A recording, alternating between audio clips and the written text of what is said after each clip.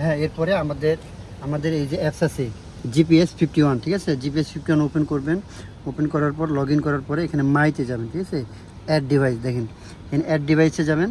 Add device যাওয়ার পরে এখানে আইডি নাম্বারটা দিবেন, এই আইডি নাম্বারটা, ঠিক আছে? এই সেম এই আইডি নাম্বারটা দিবেন। দেখেন 1827066304 তারপর এটা এই অ্যাড করবেন, কিন্তু এখানে নামটাও চেঞ্জ করতে পারেন, আপনার যেটা নাম যদি লাগে মডেল চেক করতে পারেন, ঠিক আছে?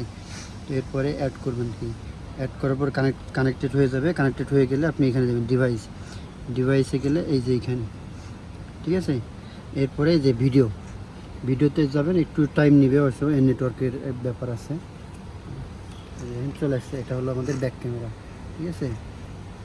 দেখেন 3টা ক্যামেরা, এটা আমাকে দেখা যাচ্ছে, একটা সামনে দেখা যাচ্ছে, ঠিক আছে? আমি আপাতত এখানে রাখি এই 2টা ক্যামেরা।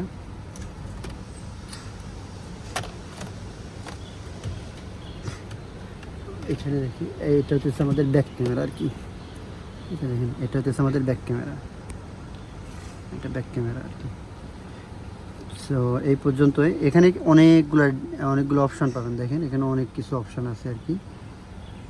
তো আপনাদের দেখেন অ্যাকুরেট একেবারে, আমাদের গাড়ি এখানে দাঁড়িয়ে আছে। আপনি যদি অন্য ম্যাপ ইউজ করেন, এখানে ম্যাপ দেখেন, আমি চাইনিজ ম্যাপ দিয়েছি, এখানে গুগল ম্যাপ আছে। গুগল ম্যাপ দিলে গুগল ম্যাপ চলে আসবে আর কি, গুগল ম্যাপ।